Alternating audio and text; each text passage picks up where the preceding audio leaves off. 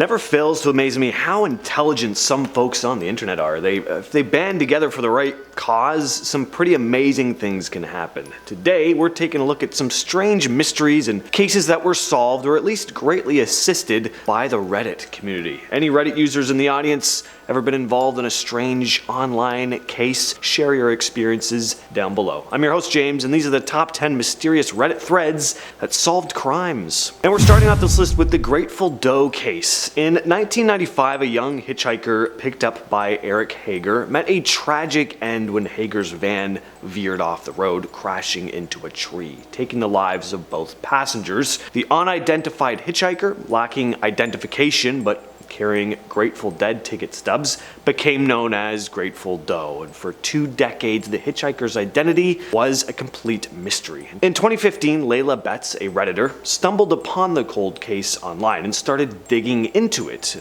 Betts created a Grateful Doe subreddit where other users joined in on the case, and when they received a message from the victim's former roommate, the pieces of the puzzle started falling into place. Eventually, Betts and the Reddit community uncovered crucial info that led to the victim's mother confirming that the missing young man was Jason Callahan, who had embarked on a journey to follow the Grateful Dead's tour in 1995 and hadn't been heard from since. This breakthrough led to DNA confirmation, finally putting an end to this decades-long mystery.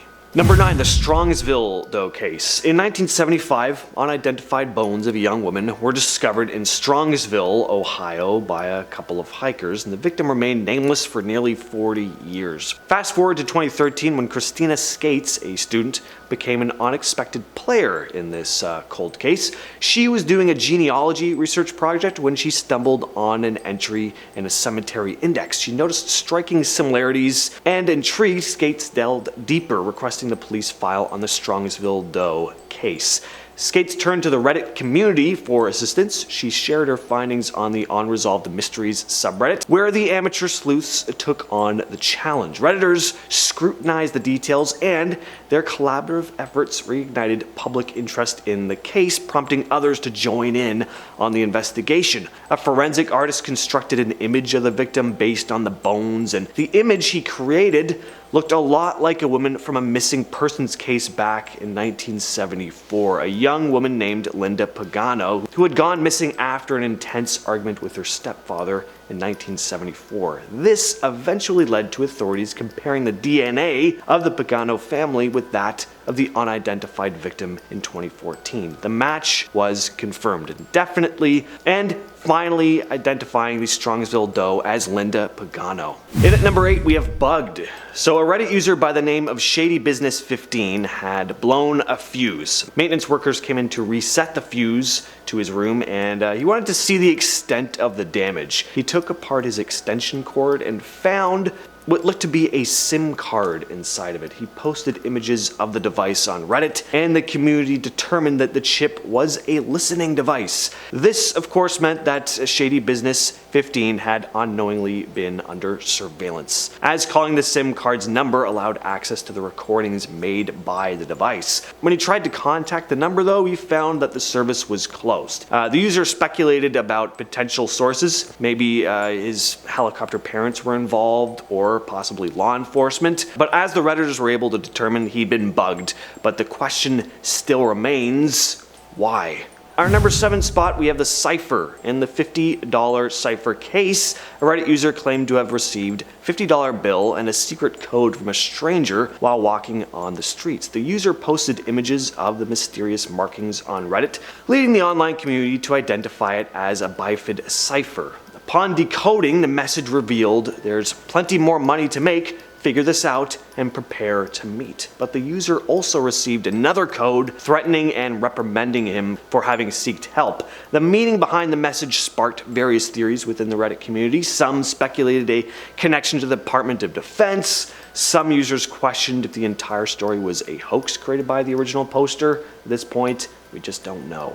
Next up, we have Cicada 3301. If you want mysterious Reddit threads, this is definitely one of them. Cicada 3301 is a mysterious and secretive online puzzle that first emerged in January of 2012. It is known for its complex and cryptic challenges, which have attracted the attention of puzzle solvers, cryptographers, and internet enthusiasts from around the world. The puzzle typically begins with the appearance of a message on various internet forums inviting participants to embark on a journey to solve a series of puzzles. The puzzles encompass various fields of knowledge: cryptography, steganography, literature, and more. Successful solvers of the puzzles have even reported encountering physical locations and tasks in different parts of the world. Cicada 3301's stated purpose or origins are still a bit of a mystery, but some have speculated that it could be a recruitment tool for an organization like the CIA, or possibly something darker. At number 5, we have a hit and run case. So back in 2012, Reddit user by the name of Meatheaded shared the following image with the caption, "Car part left at hit and run scene. Any idea what it belongs to?" It's a right front headlight. The fine folks of Reddit came together to try and solve the case, eventually determining that the piece had come from a gray 1991 Cadillac Brabham. Meatheaded made a final update letting everyone know that the case had been solved. He said, "So I checked our databases for 1991 Cadillac Brabhams that are gray, found one that was listed as stolen during the time of my investigation and was dumped behind some abandoned house the day after. I went to check out the car at the victim's house to compare damage, but it wasn't there, and it was 2:30 a.m., so I wasn't waking some old lady up. I'm 90% sure this is the same car. I sent a link of my findings, thanks to you guys, to the auto theft unit. So you guys know in the original accident, the suspect was identified after he was seen yelling out the window that the car was stolen, but we could never find the car. So not only will he go down for several traffic crimes, but it looks like auto theft as well."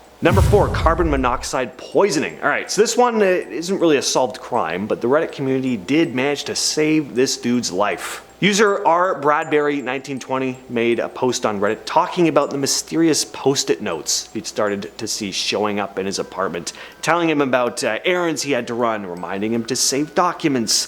He had no idea who would have written these and how they were getting into his apartment. At first he just chalked it up to notes that maybe he was writing in his sleep, but more and more started showing up. He decided to set up a webcam to try and spot anyone breaking into his apartment overnight. The next morning, he just found another posted note reading, "Our landlord isn't letting me talk to you, but it's important we do." He checked the webcam and it showed nothing, but his recycling bin was empty, which he didn't remember doing recently. So he figured someone found the webcam and deleted the footage. He went to Reddit asking for advice on how to proceed, and a user by the name of Kakarlak was like, yeah, maybe you're writing the notes and just not remembering. Could be a mental health issue, or could be a possible carbon monoxide leak in the building. Well, R. Bradbury 1920 made an update, and it was indeed carbon monoxide poisoning. He very easily could have died if this had gone on any further. Next up, we have the Man From Taured. This is just a fascinating thread. It's pretty impressive that this vague urban legend was likely solved here. The Man From Taured is an urban legend originating from an incident in 1954 where an unidentified man arrived at Tokyo's Haneda airport carrying a passport from a non-existent country called Taured. After his disappearance, the story gained traction, becoming somewhat of an urban legend. Well, somewhat was totally an urban legend. Years later, on platforms like Reddit, internet sleuths delved into the mystery, and a theory emerged linking a man named John Zegras to the case. Allegedly, Zegras was a fraudster who had been detained at the Japanese airport with a forged passport. His disappearance was attributed to him having been sent to prison in Japan for a year, and his name was likely not actually John Zegras, so he just kind of disappeared after that. And number 2, we have the bucket. In 2001, retired trucker Ronald Telfer stumbled upon an abandoned plastic bucket at a Missouri truck stop. Initially, he dismissed it. He revisited the site a month later and decided to investigate further, discovering what he believed to be animal remains encased in hardened concrete. Months later, upon closer inspection though, he found it was actually a human head. The victim was identified as Gregory May. The investigation revealed revealed that Doug De Bruin had taken the life of May, his best friend, driven by his obsession with his valuable Civil War memorabilia. De Bruin had concealed May's remains in the plastic bucket. The case might have gone unsolved if not for web sleuth Ellen Leach, who identified May's skull by comparing it to his photo on a missing persons site. So, thanks to her, De Bruin was convicted and sentenced to life in prison without parole. And finally, we have the FBI thread. So about 12 years ago, a Reddit user by the name of Khalid the Gypsy posted a picture to Reddit with the caption, "Does this mean the FBI is following us?"